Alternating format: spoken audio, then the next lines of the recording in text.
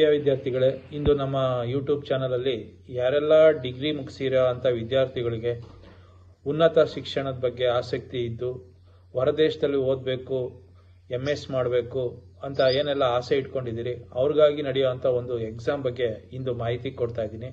ಅದು ಯಾವುದು ಅಂದರೆ ಗ್ರಾಜ್ಯುಯೇಟ್ ರೆಕಾರ್ಡ್ ಎಕ್ಸಾಮಿನೇಷನ್ ಅಂತ ಹೇಳಿ ಕರೀತಾರೆ. ಶಾರ್ಟ್ ಫಾರ್ಮಲ್ಲಿ ಬಂದು ಅದನ್ನು GRE ಎಕ್ಸಾಮ್ ಅಂತಲೂ ಕರೀತಾರೆ. ಇದು ಒಂದು ಎಜುಕೇಷನಲ್ ಟೆಸ್ಟಿಂಗ್ ಸರ್ವಿಸ್ ಕಂಡಕ್ಟ್ ಮಾಡೋ ಅಂಥ ಒಂದು ಎಕ್ಸಾಮು. ಇದು ಯಾರೆಲ್ಲ ಬರೀಬೋದು, ಇದು ಹೈಯರ್ ಸ್ಟಡೀಸ್ಗೆ ಅಬ್ರಾಡಲ್ಲಿ ಹೋಗಬೇಕು ಅಂತ ಈ BE ಇರ್ಬೋದು, BTech, BSc, BCom, BBA ಈ ಥರದ ಬ್ಯಾಚುಲರ್ಸ್ ಡಿಗ್ರಿ ಮುಗಿಸಿ ಅಬ್ರಾಡಲ್ಲಿ ಹೈಯರ್ ಎಜುಕೇಷನ್ ಮಾಡಬೇಕು ಅಂತ ಇರೋರಿಗೆ ಬರೀಬಹುದಾದಂಥ ಒಂದು ಎಕ್ಸಾಮೇ ಇದು GRE ಅಂತೇಳಿ. ಇದು ಒಂದು standardised test used for universities. ಅಂದರೆ ಯೂನಿವರ್ಸಿಟಿಯವರು ಅಪ್ಲಿಕೆಂಟ್ನ ಎವ್ಯಾಲ್ಯೂಯೇಟ್ ಮಾಡೋದಕ್ಕೆ ನಡೆಸೋ ಅಂತ ಒಂದು ಎಕ್ಸಾಮೇ ಈ GRE ಎಕ್ಸಾಮ್ ಅಂತ ಹೇಳಿ ಕರೀತಾರೆ. ಒಂದು ಗ್ರಾಜ್ಯುಯೇಟ್ ಲೆವೆಲ್ ಪ್ರೋಗ್ರಾಮ್ ಇದಾಗಿರುತ್ತೆ. ಅದೇ ರೀತಿ ಇದ್ರ GRE ಎಕ್ಸಾಮ್ ಬರೆಯೋದ್ರಿಂದ ಏನೇನು ಅಡ್ವಾಂಟೇಜು ಅಂದರೆ 1000ಕ್ಕೂ ಹೆಚ್ಚು ಯೂನಿವರ್ಸಿಟಿಗಳು ವರ್ಲ್ಡ್ ವೈಡ್ ಅಂದರೆ ಪ್ರಪಂಚದಾದ್ಯಂತ ಈ GRE ಸ್ಕೋರ್ ಮುಖಾಂತರ ಅಡ್ಮಿಷನ್ ಮಾಡ್ಕೊತಾರೆ. ಮಾಸ್ಟರ್ಸ್ಗೆ ಇರ್ಬೋದು, MBA ಇರ್ಬೋದು, PhD ಮತ್ತು ಅದರ್ ಗ್ರಾಜ್ಯುಯೇಟ್ ಪ್ರೋಗ್ರಾಮ್ಸ್ಗೆ ತುಂಬ ಕಂಟ್ರೀಸು, ಫಾರ್ ಎಕ್ಸಾಂಪಲ್ USA ಇರ್ಬೋದು, ಕೆನಡಾ, UK, ಜರ್ಮನಿ, ಆಸ್ಟ್ರೇಲಿಯಾ, ಇನ್ನೂ 1000ಕ್ಕೂ ಹೆಚ್ಚು ದೊಡ್ಡ ದೊಡ್ಡ ಯೂನಿವರ್ಸಿಟಿಗಳು ಬೇರೆ ಬೇರೆ ದೇಶದಲ್ಲಿ ಉತ್ತಮವಾದ ಯೂನಿವರ್ಸಿಟಿಗಳಲ್ಲಿ ಒಂದು ಅಪ್ಲಿಕೇಶನ್ನ ಎವ್ಯಾಲ್ಯೂಯೇಟ್ ಮಾಡೋಕ್ಕೆ ನಡೆಯೋಂಥ ಒಂದು ಎಕ್ಸಾಮೇ ಇದು GRE ಎಕ್ಸಾಮು. ಈ GRE exams course 5 years validity ಇರುತ್ತೆ. ನೀವು ಒಂದ್ಸಲಿ ಬರೆದಂಥ ಎಕ್ಸಾಮ್ ಸ್ಕೋರ್ನ 5 ವರ್ಷದವರೆಗೂ ವ್ಯಾಲಿಡಿಟಿ ಇರುತ್ತೆ.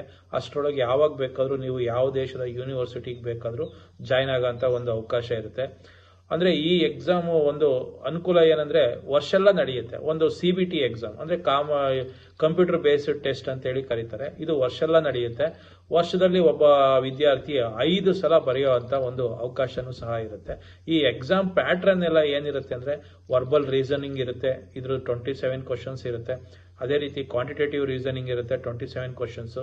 ಒಂದು ಅನಾಲಿಟಿಕಲ್ ರೈಟಿಂಗ್ ಅಂದರೆ ಒಂದು ಎಸ್ಸೆಯನ್ನು ಸಹ ಬರೀಬೇಕಾಗುತ್ತೆ. ಒಟ್ಟು 1 ಗಂಟೆ 58 ನಿಮಿಷ ಟೈಮ್ ಕೊಡ್ತಾರೆ. ಅಷ್ಟರಲ್ಲಿ 55 ಕ್ವಶನ್ಸ್ನ ನೀವು ಆನ್ಸರ್ ಮಾಡಬೇಕಾಗುತ್ತೆ. ಒಟ್ಟು 54 ಕ್ವಶನ್ಸು MCQ ಇರ್ತದೆ. ಒಂದು ಅನಾಲಿಟಿಕಲ್ ರೈಟಿಂಗ್, ಒಂದು ಎಸ್ಸೆನ ನೀವು ಬರೀಬೇಕಾಗುತ್ತೆ. ಎಕ್ಸಾಮ್ ಫೀಸ್ ಎಲ್ಲ ಎಷ್ಟಿದೆ ಅಂತಂದರೆ ಈ GRE ಜನರಲ್ ಟೆಸ್ಟ್ ಅಂತ ಬರುತ್ತೆ, ಅದಕ್ಕಾದರೆ 22,550 ರೂಪಾಯಿ ಇರುತ್ತೆ. ಇದು MS, MBA ಮತ್ತು PhD ಅದರ್ ಗ್ರಾಜ್ಯುಯೇಟ್ಗೆ. ಕೆಲವರು GRE ಸಬ್ಜೆಕ್ಟ್ ಟೆಸ್ಟಿಗೆ ಬರ್ತಾರೆ. ಅಂದರೆ ಈಗ ಮ್ಯಾಥ್ಸ್ ಇರ್ಬೋದು, ಫಿಸಿಕ್ಸ್ ಇರ್ಬೋದು, ಸೈಕಾಲಜಿ ಈ ಥರ ಸಬ್ಜೆಕ್ಟ್ ಟೆಸ್ಟ್ಗಳು ಏನಾದ್ರು ಬರೆಯೋಂಗಿದ್ರೆ 17,818 ರೂಪಾಯಿ ಇರುತ್ತೆ. 2 ಥರ ನಡೆಯುತ್ತೆ, GRE ಜನರಲ್ ಟೆಸ್ಟ್ ಅಂತೇಳಿ, ಅದೇ ರೀತಿ GRE ಸಬ್ಜೆಕ್ಟ್ ಟೆಸ್ಟ್ ಅಂತ ಹೇಳಿ ಇರುತ್ತೆ. ಆ ಥರ ಬರೆಯೋಂಥ ಈ 2 ಸಬ್ಜೆಕ್ಟ್ಗೂ ಇಷ್ಟಿಷ್ಟು ಫೀಸ್ ಇರುತ್ತೆ. ಜನರಲ್ ಟೆಸ್ಟ್ಗಾದರೆ 22,550 ರೂಪಾಯಿ, ಸಬ್ಜೆಕ್ಟ್ ಟೆಸ್ಟ್ಗಾದರೆ 17,818 ರೂಪಾಯಿ ಎಕ್ಸಾಮ್ ಫೀಸ್ ಅಂತ ಇರುತ್ತೆ. ಡಾಕ್ಯುಮೆಂಟ್ಸ್ ಎಲ್ಲ ಏನೇನು ಬೇಕಾಗುತ್ತೆ ಅಂದರೆ 10th ಮಾರ್ಕ್ಸ್ ಕಾರ್ಡ್ ಬೇಕು, 12th marks card, degree marks card, degree certificate complete ಆಗಿದ್ದರೆ ಪಾಸ್ಪೋರ್ಟ್ ಬೇಕಾಗುತ್ತೆ. ಯಾಕೆಂದರೆ ಹೊರದೇಶದಲ್ಲಿ ಓದಬೇಕು ಅಂದರೆ ಇದು ಕಂಪಲ್ಸರಿ ಡಾಕ್ಯುಮೆಂಟು. ರಿಜಿಸ್ಟ್ರೇಷನ್ ಮಾಡಬೇಕು ಅಂದರೆ ನಿಮ್ಮದು ಒಂದು ಪಾಸ್ಪೋರ್ಟ್ ಇರಲೇಬೇಕಾಗುತ್ತೆ. ಅದೇ ರೀತಿ ಸ್ಟೈಫೆಂಡ್ಸ್ ಅಂತ ಬಂದಾಗ ನಿಮ್ಮದು ಒಳ್ಳೆ GRE ಸ್ಕೋರ್ ಇತ್ತು ಅಂದರೆ ತುಂಬ ಅವಕಾಶಗಳು ಸಿಗ್ತವೆ, ತುಂಬ ಸ್ಕಾಲರ್ಶಿಪ್ ಸಿಗ್ತವೆ, ಟ್ಯೂಷನ್ ಫೀಸು ಫ್ರೀಯಾಗಿ ಓದ್ಬೋದು, ಫೆಲೋಶಿಪ್ ಸಿಗ್ತವೆ, ಫುಲ್ ಫೀಸು ಕವರೇಜ್ ಸಿಗುತ್ತೆ, ಮತ್ತು ಲೀವಿಂಗ್ ಎಕ್ಸ್ಪೆನ್ಸಸ್ಸು ಕೊಡ್ತಾರೆ, ರಿಸರ್ಚ್ ಫಂಡಿಂಗ್ ಕೊಡ್ತಾರೆ, ಟ್ರಾವೆಲ್ ಸಪೋರ್ಟ್. ನೋಡಿ, ನಿಮ್ಮದು ಒಳ್ಳೆ GRE ಸ್ಕೋರ್ ಬಂತು ಅಂದರೆ ನೀವು ಫ್ರೀ ಆಫ್ ಕಾಸ್ಟಲ್ಲಿ ಓದ್ಕೊಂಬರೋ ಅಂಥ ಒಂದು ಅವಕಾಶನೂ ಸಿಗುತ್ತೆ. ಟ್ಯೂಷನ್ ಫೀಸ್ ಇರೋದಿಲ್ಲ, ಮತ್ತು ನಿಮಗೆ ಲಿವಿಂಗ್ ಎಕ್ಸ್ಪೆನ್ಸಸ್ ಇರೋದಿಲ್ಲ, ರಿಸರ್ಚ್ ಫಂಡಿಂಗು ಸಹ ಅವರೇ ಕೊಡ್ತಾರೆ, ಟ್ರಾವೆಲ್ ಸಪೋರ್ಟು ಕೊಡ್ತಾರೆ. ಅಂದರೆ ಮಂತ್ಲಿ ಸ್ಟೈಫೆಂಡ್ ಬಂದು US ಡಾಲರಲ್ಲಿ $800ರಿಂದ $2,000 ನಿಮಗೆ ಪ್ರತಿ ತಿಂಗಳು ಕೊಡೋ ಸ್ಕಾಲರ್ಶಿಪ್ಪು ಸಹ ಸಿಗುತ್ತೆ. ಸ್ಕಾಲರ್ಶಿಪ್ ಇರ್ಬೋದು, ಇಲ್ಲ ಸ್ಟೈಫೆಂಡ್ ಅಂತ ಬೇಕಾದ್ರೂ ಸಿಗ್ಬೋದು. US ಡಾಲರಲ್ಲಿ $800ರಿಂದ $2,000 ನಿಮಗೆ ಸ್ಕಾಲರ್ಶಿಪ್ಪು ಸಿಗ್ತದೆ.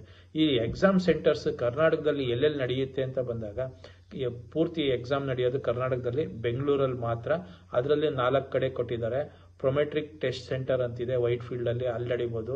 ಐಡೊಮೈನ್ ಟೆಕ್ನಾಲಜೀಸ್ ಅಂತಿದೆ ಕೋರ್ಮಂಗ್ಲದಲ್ಲಿದೆ, ಅಲ್ಲಿ ಬೇಕಾದ್ರೂ ತಗೋಬೋದು. ಪಿಯರ್ಸನ್ ಪ್ರೊಫೆಷನಲ್ ಸೆಂಟರ್ ಅಂತಿದೆ ಲಾಲ್ಬಾಗಲ್ಲಿ, ಅಲ್ಲೂ ಬರೀಬೋದು. Pearson professional centre Shivajinagar. ಈ 4 ಸೆಂಟ್ರಲ್ಲಿ ನೀವು ಎಕ್ಸಾಮ್ನ ಪ್ರತಿ ವರ್ಷ ಇಲ್ಲಿ ನಡೀತಾನೆ ಇರುತ್ತೆ. ಒಂದು ವರ್ಷಕ್ಕೆ ನೀವು 5 ಸಲ ಬರೆಯುವಂಥ ಅವಕಾಶ ಇರುತ್ತೆ. ವರ್ಷ ಎಲ್ಲ ನಡೀತಾ ಇರುತ್ತೆ. ನೋಡಿಕೊಂಡು ನೀವು ಯಾವ ಟೈಮಲ್ಲಿ ನಿಮಗೆ ಬೇಕೋ ಆ ಟೈಮಲ್ಲಿ ನೀವು ಎಕ್ಸಾಮ್ನ ತಗೋಬೋದು.